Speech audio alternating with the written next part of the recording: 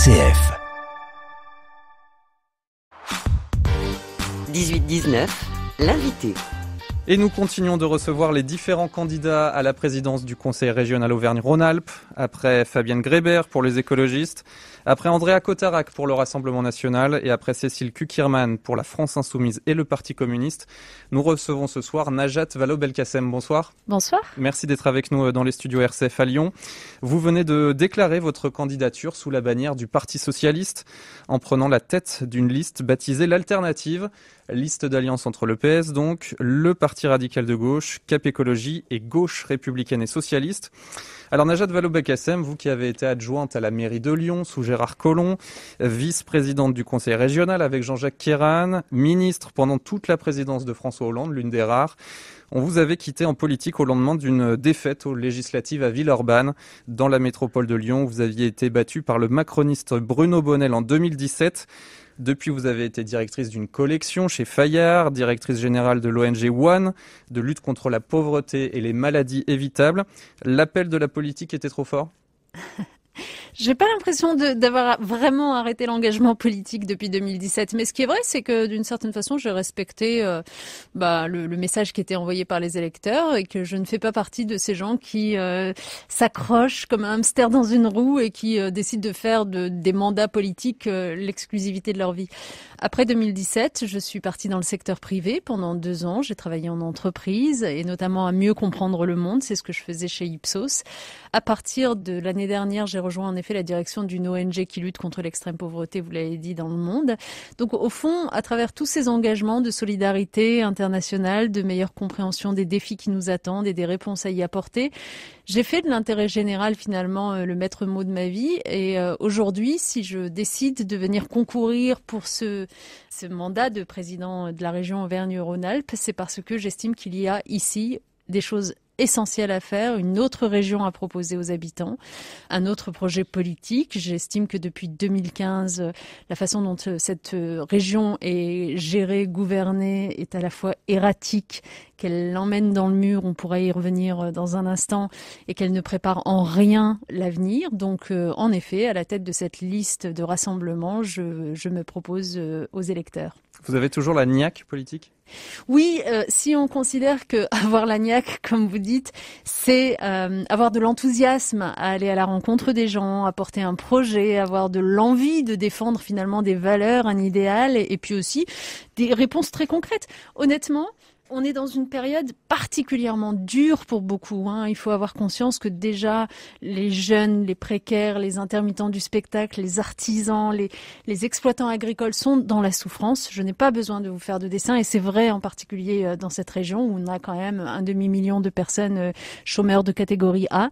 Que lorsque nous sortirons de cette période très particulière de crise sanitaire, malheureusement, les difficultés vont encore s'aggraver avec des licenciements, avec une précarité qui va se dévoiler.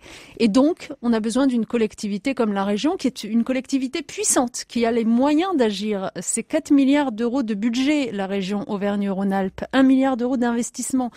Est-ce qu'on en fait quelque chose ou est-ce qu'on continue comme Laurent Wauquiez en l'occurrence l'a fait ces dernières années, saupoudrer des subventions ici ou là, se constituer des clientèles, faire en sorte qu'on communique autour de son nom, acheter finalement d'une certaine façon des clientèles, mais derrière aucun projet structurant. Enfin, franchement, les habitants de cette région qui nous écoutent savent bien que depuis 2015, nous n'avons avancé sur aucun dossier en matière de transport collectif. Nous n'avons avancé sur aucun dossier en matière de lutte contre les déserts médicaux. Nous n'avons avancé sur aucun dossier en matière de formation professionnelle des gens, alors que c'est le moment ou jamais d'être formés. Vous vous rendez compte qu'on est devenu, ces dernières années, l'avant-dernière région de France en matière d'entrée en formation professionnelle. Enfin, je veux dire, les gens ont besoin de se reconvertir. Les jeunes ont besoin d'être qualifiés. C'est maintenant qu'il faut financer. Tout ce que vous pointez, ce seront ça vos priorités de campagne ? Bien sûr. Au fond, mes priorités, je les résume ainsi. Moi, je veux une région prospère. Une région prospère qui crée de l'activité et des emplois, parce que c'est de cela que les gens vont avoir besoin. avec les moyens que j'ai rappelés de la collectivité régionale, qui est quand même chef de file sur la question économique, nous pouvons accompagner les entreprises dans l'innovation, dans la relocalisation des activités, dans la création d'emplois. Je le ferai. Je créerai un fonds solidaire, un fonds souverain, de la région qui interviendra auprès des entreprises pour piloter notre économie et offrir des emplois aux habitants. Et en parallèle, évidemment, je formerai les habitants qui ont besoin de l'être et je m'engage en particulier à créer pendant le mandat 500 000 entrées en formation, 500 000 formations professionnelles supplémentaires pour les gens parce que vous avez besoin d'une qualification. Donc ça, c'est le premier point. Évidemment, dans cette dynamique économique, il faut embrasser totalement la transition écologique et de la même façon qu'on vient en soutien à notre industrie, il faut l'accompagner vers cette transition écologique qui est indispensable. Je vous en donne un exemple en matière de transport. Il va de soi que nous devons aller vers des trains à hydrogène. Je le ferai. Ça, c'est mon premier pilier économique. Mon deuxième pilier, il repose sur la protection des individus, des habitants de cette région et sur le fait de leur donner les moyens de leur émancipation. Aujourd'hui, quand vous habitez dans un lieu complètement enclavé, que vous n'avez pas le transport collectif ou bon tarif à utiliser, c'est un problème. Vous êtes empêché. Quand vous habitez à la campagne et que vous êtes en zone blanche, comme on dit, que vous n'avez même pas la 4G, c'est un problème pour être en télétravail. Quand vous êtes en désert médical, pour accéder aux soins et à la santé, c'est une catastrophe. Sur tous ces sujets, la région a les moyens d'intervenir et d'améliorer considérablement le bien-être des gens. Donc c'est ce que je ferai. Et je veux faire de notre région, la région dans laquelle, d'ici 10 ans, on est le plus grand bien-être d'Europe. Votre adversaire principal, ce sera Laurent Wauquiez ? Bien sûr, dans le sens où c'est lui qui est aujourd'hui au pouvoir et qui préside aux destinées de cette région, dont il n'a pas fait grand-chose, je le disais à l'instant. Sur tous les sujets que j'ai évoqués, c'est quand même frappant de voir que depuis 2015, la région a soit stagné, c'est-à-dire qu'il ne s'est rien passé. Par exemple, la ligne entre Lyon et Clermont, est-ce que vous avez l'impression qu'elle a avancé ? Ligne SNCF. Soit complètement s'est dégradée. Regardez, pour rester sur cette question des transports, le nombre de petites lignes intrarégionales qui ont été supprimées, de guichets de gare qui ont été supprimés. Enfin, je veux dire, tous les services publics qui sont assurés normalement par la collectivité régionale se sont vus dégradés.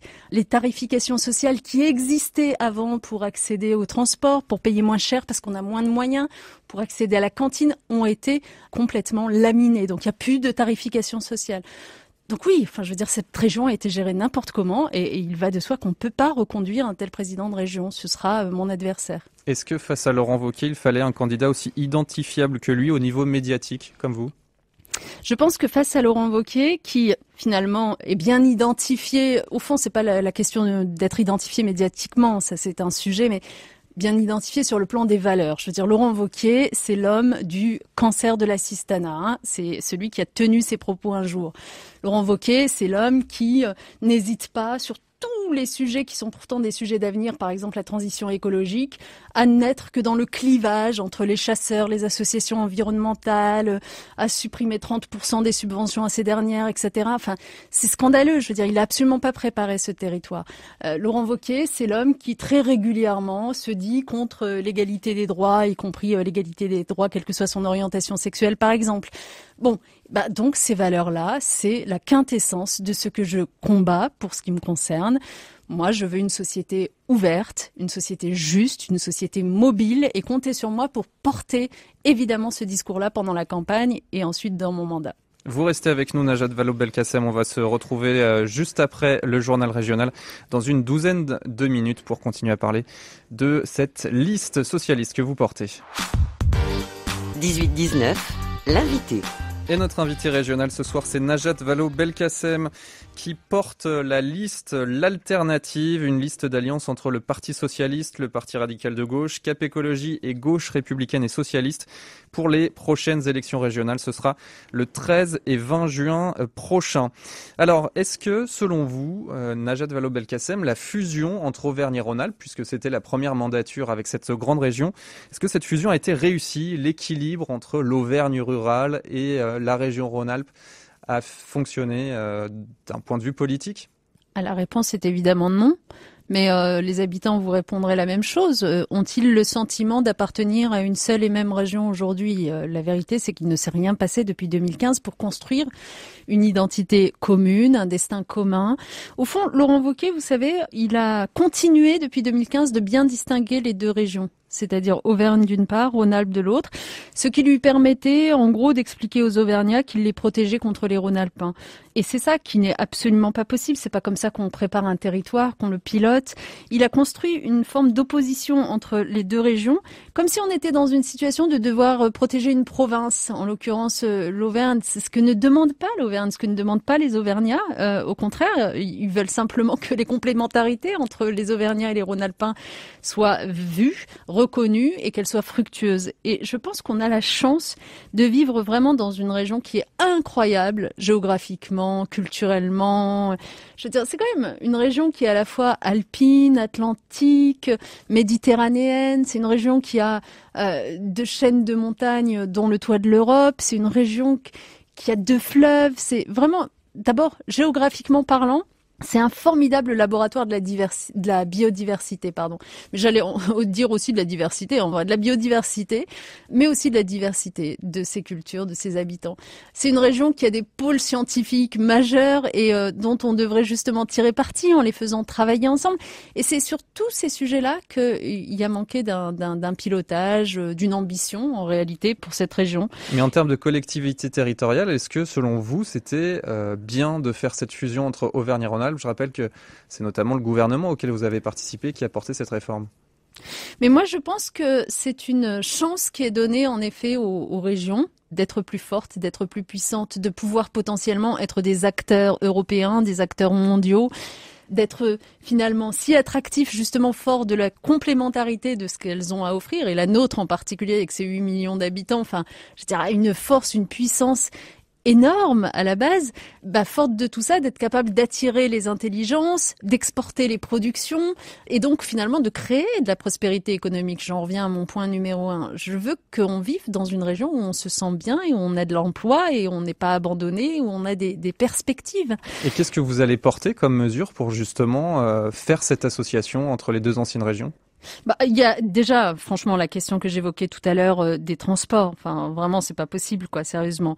Que aujourd'hui encore, on ait tant de mal à se déplacer en train sur certaines liaisons. Je parlais de Lyon-Clermont, on pourrait parler de Lyon-Saint-Étienne ou d'autres. Enfin, je veux dire, c'est pas possible. Il faut évidemment développer le train. Il faut évidemment fluidifier la circulation, le rendre plus dense, ce train. C'est aussi finalement une alternative à la voiture, parce que le problème, c'est qu'en ce moment, on parle beaucoup de lutter contre la pollution de l'air, de réduire la part de la voiture, etc. Mais ça marche si on a des axes forts qui sont vraiment financés, qui sont vraiment développés sur le plan des transports collectifs.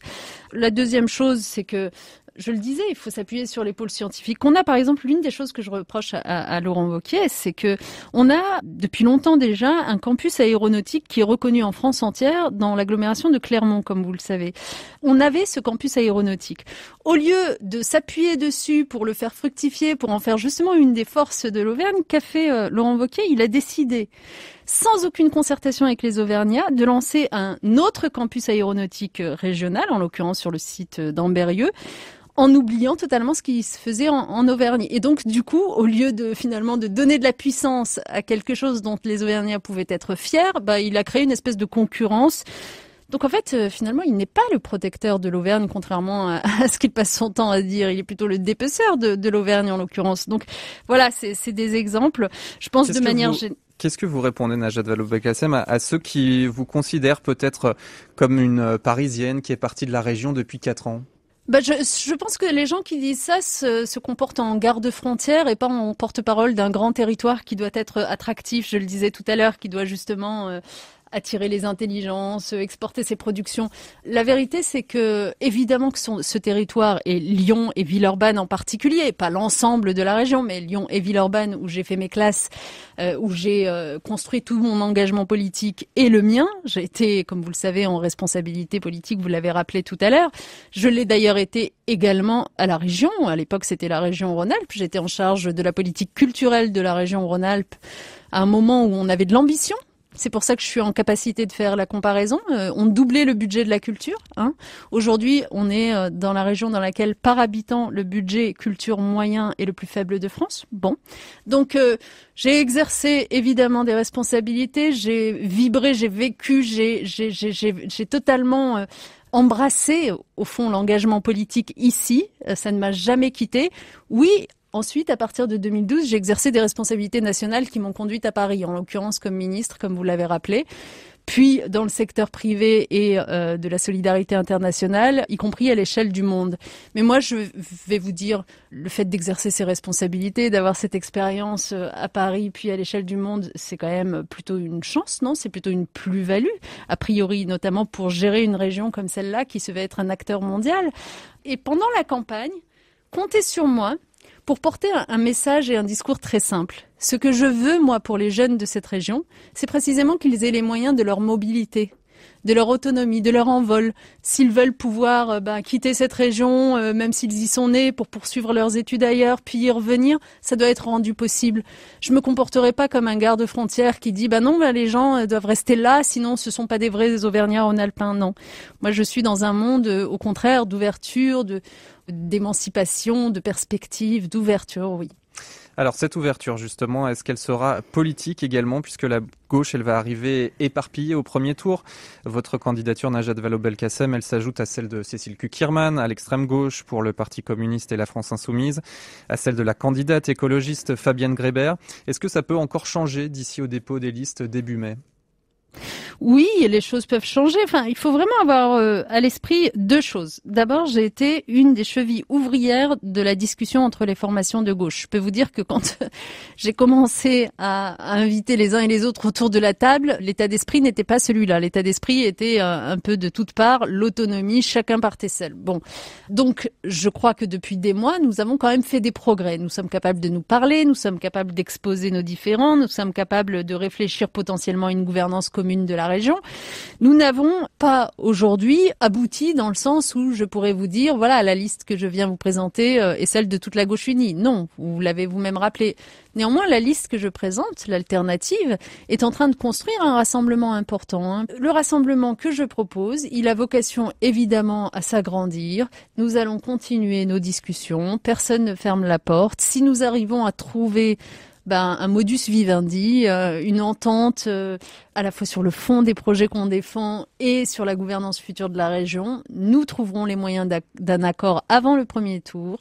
Et si ça doit attendre le soir du premier tour, ça attendra. Mais honnêtement, là, il est temps de partir en campagne, pas simplement pour le plaisir de sillonner le territoire, ce qui en soi est enthousiasmant, mais aussi parce que les gens ont besoin d'entendre ce que nous voulons faire et pas simplement comment on se répartit les postes.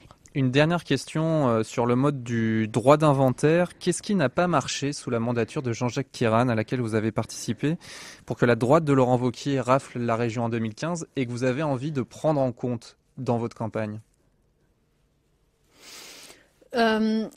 Je pense d'abord que 2015 a été quand même un contexte très particulier, si vous voulez bien vous en souvenir, dans le sens où d'abord on a cette fusion de deux régions, donc qui est quand même totalement inédite. Donc finalement c'est un territoire autre sur lequel vient se représenter Jean-Jacques Kairan avec le bilan qui est le sien.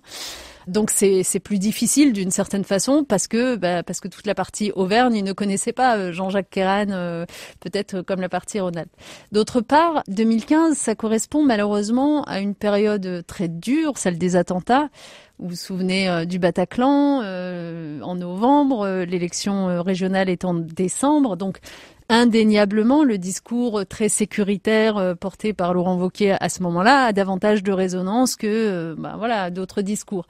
Et puis, pour le reste, il faut sans doute prendre acte, même si Laurent Wauquiez a utilisé beaucoup de fake news, par exemple, en prétendant que les impôts étaient extrêmement élevés dans cette région. Enfin, je veux dire, quand vous connaissez les compétences de cette collectivité, vous savez qu'il y a quasiment pas d'impôts qui sont levés par une région. Mais bon, il faut prendre acte peut-être d'une chose qui a été dite par nos opposants de l'époque, qui était Vous avez construit des mécaniques, notamment en matière d'aide au développement économique, qui sont très complexes avec des usines à gaz.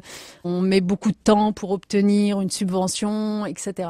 Mais en même temps, je veux dire, quand Laurent Wauquiez, du coup, a été élu, il a fait l'exact inverse. Et je le disais, il n'y a plus aucun pilotage, il n'y a plus aucun critère.